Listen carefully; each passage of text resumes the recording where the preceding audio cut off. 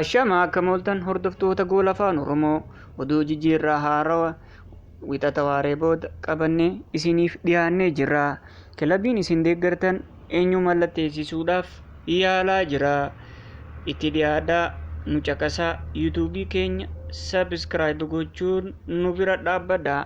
Leenjisaan Maanchister Yuunaayitid Erik ten Haag Baayern Muunik keessatti leenjisaa Toomaas Tuhel bakka bu'uuf kaadhimamaa isa jalqabaati jira. Gaazexeessaan ispoortii Kiristiyaan Faalk akkuma beekamu yeroo Pepe Gaardiyoolaa leenjisaan Man United kun itti aanaa kilaba Baayern Muunik ta'ee hojjetaa turuun isaa ni yaadatama.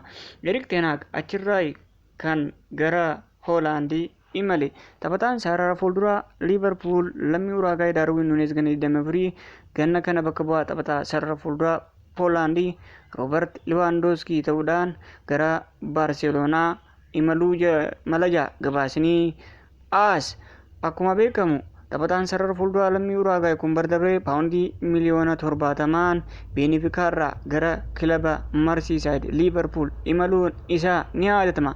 Yuunaayitid taphataa sarara fuulduraa Biraazil Antoonii ganna 24 taphataa sarara gidduu Kiristaal Paalaas Maayikil Ooliseen bakka buusuu barbaada. Akkuma beekamu taphattoota Pirimeer Liigii Ingilaand sarara qarqara mirga irratti dandeettii ajaa'ibaa qaban keessaa taphataan lammii Faransaay Maayikil Ooliseen adda dureedha. Arsenaal golee Speen ganna 28 ergisaadhaan amma isaaniif taphataa jiru.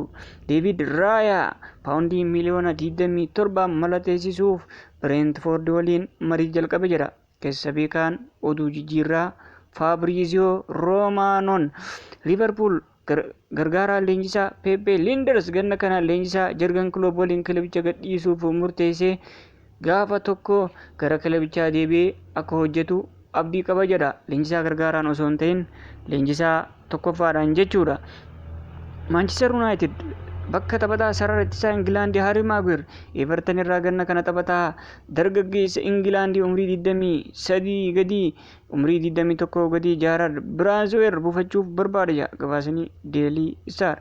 Leenjisaan Palmeiras Abel Ferreiraan pirezidaantiin kilabichaa Leelaa Ferreiraan taphataa sarara qarqaraa lammii Biraazil ganna 17 Steve Willian wayne Mesino maqaa masoo Mesino jechuudhaan beekamu Chelsea takkaan gurguramne ugguruudhaaf yaalii gochaa jira.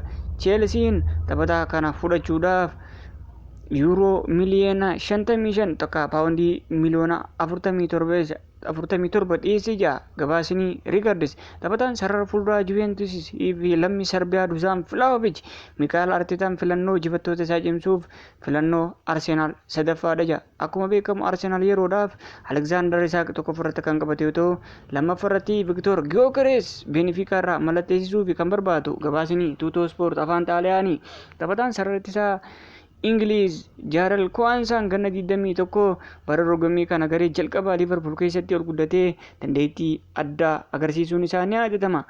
Garee Liverpoolis dandeettii ol guddataa kanatti waan gammadeef kontiraata haarawaa yeroo dheeraa dhiyeesseef jira. Gabaasanii Deelii Miirar. Pepe Guardiolaan rakkoo taphataa sarara ittisaa qarqara bitaa qabu furuuf taphataa lammii Aljeeriyaa Nuurii Wolves fudhachuudhaaf barbaadaa jira. Yoo jijjiirraan kun hin milkoofne gabaasa xiyyeeffannoo isaa gara biyya isaa Ispaan deebisuudhaan taphataa Jiroonaa Guteres fudhachuudhaaf ni yaala jira. Gabaasanii Maarkaa. Akkuma beekamu Guteres taphattoota sarara ittisaa qarqara bitaa barana Laaliigaa Speen irratti dandeettii addaa agarsiisuudhaan Jiroonaan Shaampiyoons Liigii Awurooppaatiif seenaa isaa keessatti yeroo jalqabaatiif akka darbu taphattoota gargaaran keessaa adda dureedha.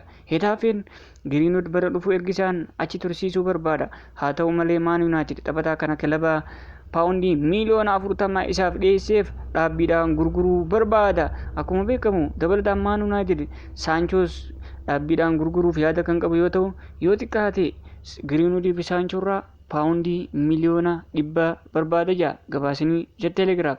Chelsean Lukaakuu qaama jijjiirraa godhee Usmeen mallatteessisuuf yaalii gochaa jira. Haa ta'u malee PSG'nis taphataa kana bakka Kylian Mbappee buufachuudhaaf adamsaa jira. Leenjisaan duraanii Chelsea amma Bayern Munich Thomas Tuchel leenjisaa lammii Hoolaand Ten Hag ganna kana kilabicha gadhiisuu bakka bu'uuf barbaada.